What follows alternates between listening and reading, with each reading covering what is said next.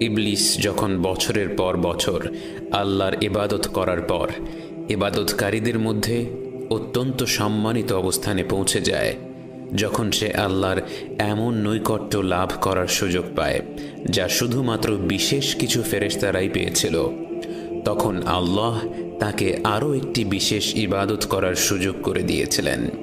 তাকে বলেছিলেন আদম আলাইহিসসালামকে সিজদা করতে, কিন্তু সে আল্লাহর আদেশ অমান্য করল।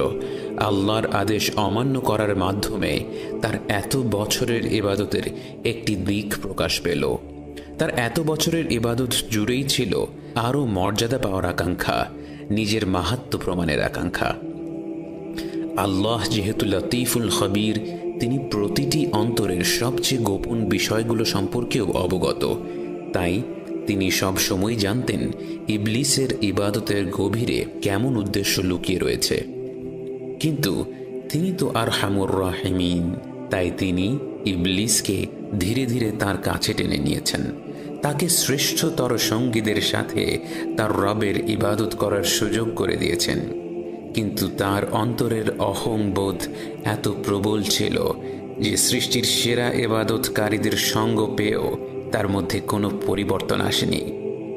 অতঃপর আল্লাহ তার সামনে এমন এক পরীক্ষা দিলেন যা থেকে পরিষ্কার হয়ে গেল তার অন্তরে আসলে কি ছিল। যে সত্যিকার অর্থে আল্লাহকে ভালোবেসেছে, একনিষ্ঠভাবে তাঁরই নৈকট্য লাভ করার জন্যে ইবাদত করেছে, সে আল্লাহর হুকুম মানার জন্য উৎসুক হয়ে থাকবে, আল্লাহ তাকে যে হুকুমই দেন না কেন। ইবলিস যখন আল্লাহর আদেশ অমান্য করল, তখন সবার কাছে এই ব্যাপারটা পরিষ্কার হয়ে গেল তার অন্তরে আল্লাহর আনুগত্যের চেয়ে নিজের পদমর্যাদা প্রাধান্য পেয়েছে। এবং সে এতটাই হতভাগা যে সে যেই পদমর্যাদার কামনায় নিজেকে ধ্বংসের দিকে ঠেলে দিল, সেই পদমর্যাদা একনিষ্ঠভাবে আল্লাহর আনুগত্য করলে এমনিই তার হয়ে যেত। এবং হাজার হাজার বছর পর আজও কত মানুষ সেই একই ধোঁকার মধ্যে পড়ে রয়েছে। দ্বিতীয়ত, সামান্য মাটির তৈরি আদম আলাইহিসসালামকে আল্লাহ নূরের তৈরি ফেরেশতা ও আগুনের তৈরি জিনদের সিজদা করতে বললেন কেন? এর বিভিন্ন কারণের মধ্যে একটি হচ্ছে জ্ঞানের মর্যাদা। আল্লাহ আদম আলাইহিসসালামকে সৃষ্টি করার সাথে সাথেই তাকে সিজদা করার হুকুম দেননি, বরং তিনি প্রথমে তাকে শিক্ষা দিয়েছেন এবং আদম আলাইহিসসালাম সেই শিক্ষা গ্রহণ করার পরই বাকিদের কাছ থেকে সিজদা করার মতো অবস্থানে পৌঁছেছেন। আল্লাহর রহমতে আদম আলাইহিসসালাম জান্নাতে বাস করতে লাগলেন এবং ইবলিস নিজেকে ধ্বংসের দিকে ঠেলে দিয়ে ওঁত পেতে বসে থাকলো আদম আলাইহিসসালামকেও ফাঁদে ফেলার জন্য। অন্যদিকে আদম আলাইহিসসালাম জান্নাতের অগণিত নিয়ামত উপভোগ করতে লাগলেন, কিন্তু বছরের পর বছর পার হয়ে যাওয়ার পর তিনি তার অন্তরে এক নতুন ধরনের অনুভূতি আবিষ্কার করলেন। এই অনুভূতি ছিল একাকিত্ববোধ। তিনি ধীরে ধীরে লক্ষ্য করলেন আল্লাহর জগতে এত এত ফেরেশতা, এত এত জান্নাতি পশু পাখি, কিন্তু তার মতো আর কেউ নেই। অতঃপর আল্লাহ তার জন্য একজন জীবন সঙ্গী সৃষ্টি করলেন এবং আমাদের মা হাওয়া আলাইহিসসালামের জন্ম হলো। এবং তাকে পাওয়ার সাথে সাথে আদম আলাইহিসসালামের নিঃসঙ্গতা দূর হয়ে গেল এবং আল্লাহ বললেন, وَمِنْ آيَاتِهِ أَنْ خَلَقَ لَكُم مِّنْ أَنفُسِكُمْ أَزْوَاجًا لِّتَسْكُنُوا إِلَيْهَا وَجَعَلَ بَيْنَكُم مَّوَدَّةً وَرَحْمَةً إِنَّ فِي ذَلِكَ لَآيَاتٍ لِّقَوْمٍ يَتَفَكَّرُونَ। আদম আলাইহিসসালাম এবং হাওয়া আলাইহিসসালামের জন্য আল্লাহ পুরো জান্নাত উন্মুক্ত করে দিলেন এবং শুধুমাত্র একটি গাছের ব্যাপারে তাদের সতর্ক করে দিলেন এবং বললেন, এই গাছের কাছেও এসো না। এই আদেশকে ঘিরেই ইবলিস তার ফাঁদ পাততে লাগল। সে ধাপে ধাপে আদম আলাইহিসসালামকে বিভ্রান্ত করার চেষ্টা করতে লাগলো এবং অবশেষে সে আল্লাহর কসম খেয়ে বলল সে তাদের সৎ উপদেশ দিচ্ছে এবং তারা যদি সেই গাছের ফল খায় তারা অমর হয়ে যাবেন, ফেরেশতাদের মতো হয়ে যাবেন। আদম আলাইহিসসালাম এবং মা হাওয়া এত পবিত্র পরিবেশে জীবন যাপন করেছিলেন যে তারা কখনো মিথ্যা কথার সম্মুখীনই হননি। আল্লাহর কসম খেয়ে মিথ্যা কথা বলা তো অনেক দূরের কথা।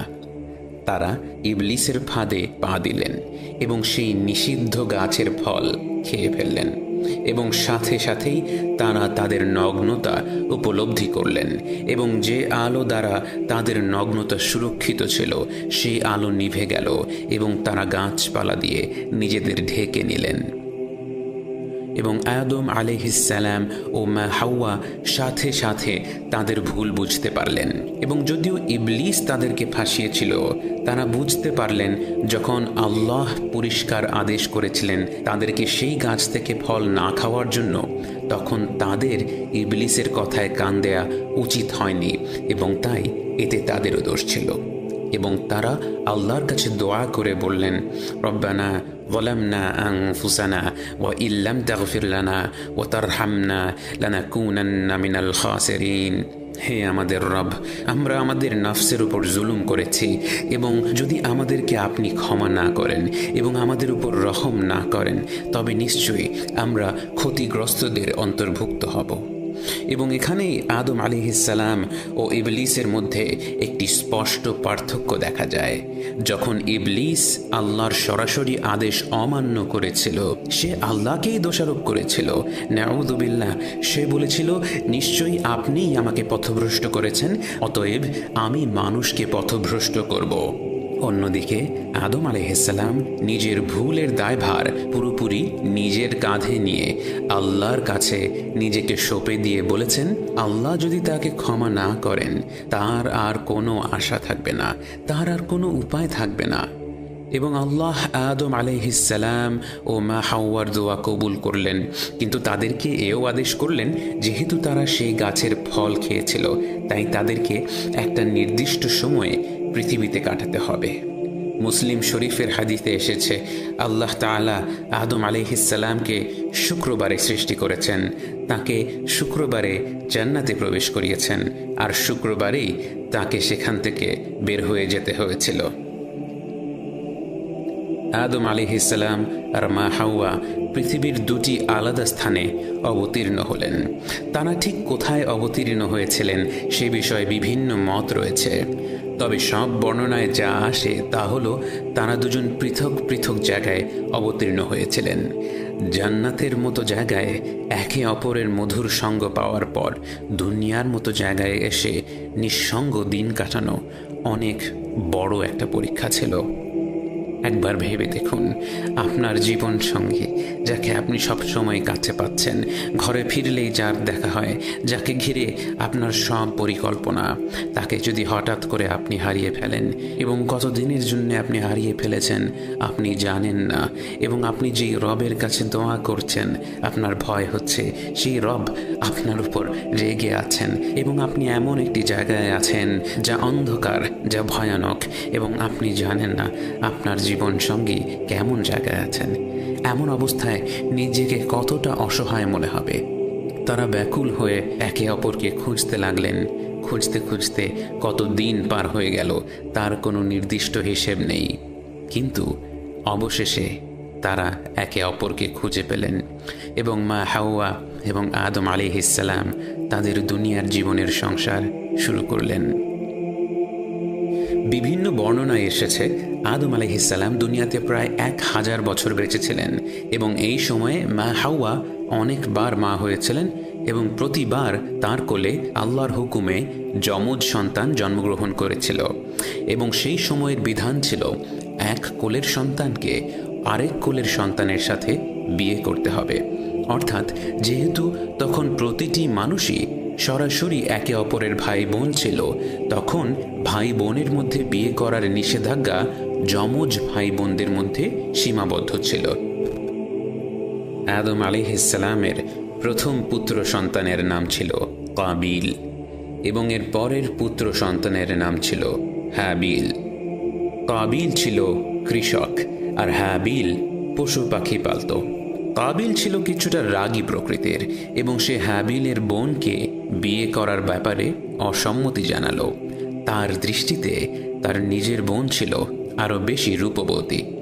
এই অবস্থায় আদম আলাইহিসসালামের মাধ্যমে ওয়াহি আসলো তারা দুই ভাই যেন আল্লাহর উদ্দেশ্যে কোরবানি করে এবং যার কোরবানি কবুল হবে তার পছন্দই চূড়ান্ত হবে। হাবিল তার খামার থেকে সবচেয়ে সুন্দর পশুটি আল্লাহর উদ্দেশ্যে কোরবানি করল। অন্যদিকে কাবিল তার সবচেয়ে খারাপ ফসলটি কোরবানির নিয়তে উঠিয়ে রাখল এবং আল্লাহ হাবিলের কোরবানি কবুল করলেন এবং কাবিলের কোরবানি কবুল হলো না। এবং হাবিল আল্লাহর হুকুম অনুযায়ী কাবিলের বোনকে বিয়ে করার জন্য সম্মতি জানালো। কিন্তু এতে কাবিলের অন্তর হিংসা বিদ্বেষে ভরে গেল এবং সে এক পর্যায়ে হাবিলকে বলল সে হাবিলকে হত্যা করে ফেলবে।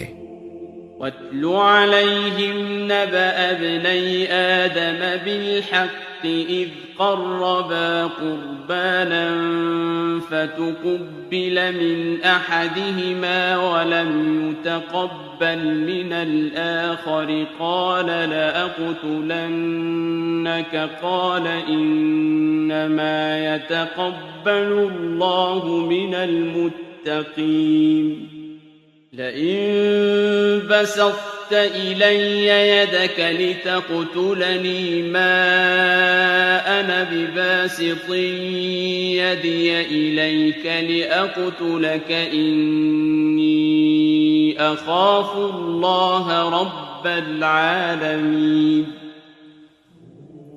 হাবিল তার ভাইকে বলল, তুমি আমাকে হত্যা করার উদ্দেশ্যে হাত বাড়ালেও আমি তোমাকে হত্যা করার জন্য হাত বাড়াবো না, কারণ আমি আল্লাহকে ভয় করি।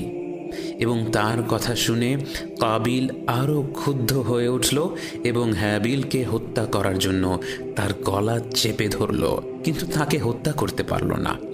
তখন ইবলিস তাদের কাছে আসলো এবং হাবিলকে হত্যা করার পদ্ধতি শেখানোর জন্য একটি পশুর মাথায় পাথর দিয়ে পশুটিকে হত্যা করল এবং কাবিল একইভাবে একটি পাথর নিয়ে হাবিলের মাথায় আঘাত করল এবং এভাবেই হাবিল হয়ে গেল মানব ইতিহাসের প্রথম শহীদ আর কাবিল হয়ে গেল মানব ইতিহাসের প্রথম হত্যাকারী। যতক্ষণ পর্যন্ত আদম আলাইহিসসালামের কাছে খবর এলো ততক্ষণে কাবিল তার কর্মের পরিণামের কথা চিন্তা করে পালিয়ে গিয়েছে। সে ভাবল তার আর কোনো আশা নেই। আদম আলাইহিসসালাম ও মা হাওয়া তাদের দুই সন্তানকে এভাবে হারিয়ে বুকে গভীর শোক ধারণ করে তাদের বাকি সন্তানদের সদুপদেশ দিতে থাকলেন এবং আল্লাহর ইবাদত করার জন্য উদ্বুদ্ধ করার চেষ্টা করতে থাকলেন। ধীরে ধীরে বহু বছর পার হয়ে গেল এবং তাদের অনেক সন্তান জন্ম হলো। কেউ কেউ বলেন মা হাওয়ার 20 জোড়া যমজ সন্তান হয়েছিল, আবার কেউ কেউ বলেন যে সে সংখ্যা 100-রও বেশি। এ ব্যাপারে নিশ্চিত হওয়ার কোনো উপায় নেই। তবে তাদের সব সন্তান সন্ততিদের মধ্যে একজন সন্তান ছিলেন শীত, যে তার বাবার মতো সমাজের মানুষকে ভালো কাজ করার উপদেশ দিতেন এবং খারাপ কাজ থেকে বিরত থাকার উপদেশ দিতেন। আদম আলাইহিসসালাম যখন অনেক বৃদ্ধ তখন একদিন তিনি ফল খাওয়ার ইচ্ছা প্রকাশ করলেন। বাস্তবে তার জান্নাতের ফলের কথা খুব মনে পড়ছিল এবং তিনি সেই ফলই খেতে চাচ্ছিলেন। কিন্তু তার সন্তানেরা যখন শুনল তাদের বাবা ফল খেতে চাচ্ছেন, তারা দ্রুত বেরিয়ে পড়ল সেই অঞ্চলের শ্রেষ্ঠ ফল নিয়ে আসার জন্য। তারা যখন ফলের সন্ধানে জঙ্গলে গেল তখন সেখানে তাদের কিছু ফেরেশতাদের সাথে দেখা হয়। সেই ফেরেশতারা বলল, তোমাদের বাবা যেই ফল চেয়েছেন তা এখানে নেই, তোমরা বরং তার কাছে ফিরে যাও এবং আমরাও তার সাথে সাক্ষাৎ করব। আদম আলাইহিসসালামের সন্তানেরা যখন সেই ফেরেশতাদের নিয়ে বাড়ি ফিরল তখন মা হাওয়া সেই ফেরেশতাদের একজনকে চিনতে পারল, কারণ সেই ফেরেশতা এর আগেও একবার দেখা দিয়েছিল যখন তার ছেলে হাবিলকে হত্যা করা হয়েছিল। তিনি বুঝতে পারলেন মালাকুল মউত তার স্বামীর আত্মাকে নিতে এসেছে। জান্নাতে বহু বছর সুখে শান্তিতে কাটানোর পর যখন তাদেরকে দুনিয়াতে পাঠানো হয়েছিল তখন যে সময়টা মা হাওয়া আদম আলাইহিসসালামকে ছাড়া একাকী কাটিয়েছিলেন, সেই কষ্টকর সময়ের কথা তার মনে পড়ে গেল এবং তিনি মালাকুল মাউতকে বাধা দিলেন। কিন্তু আদম আলাইহিসসালাম মা হাওয়াকে বুঝিয়ে বললেন তাকে তার রবের কাছে ফিরে যেতে হবে। অবশেষে মা হাওয়া সরে দাঁড়ালেন এবং মালাকুল মাউত আদম আলাইহিসসালামের আত্মা নিয়ে নিলেন। তারা আদম আলাইহিসসালামের মরদেহকে গোসল করালেন, দাফন করলেন এবং মাটিতে কবর দিলেন, এবং সেই প্রথা আমরা আজ পর্যন্ত চালিয়ে যাচ্ছি। আদম আলাইহিসসালামের মৃত্যুর সময় মানব সমাজ অনেকটাই বড় হয়ে গিয়েছিল এবং সেখানে ভালো কাজের পাশাপাশি নানা ধরনের পাপ কাজ বাড়তে লাগল, এবং এই অবস্থায় আল্লাহর বাণী প্রচার করার কাজে নামলেন আদম আলাইহিসসালামের সন্তান শীত আলাইহিসসালাম।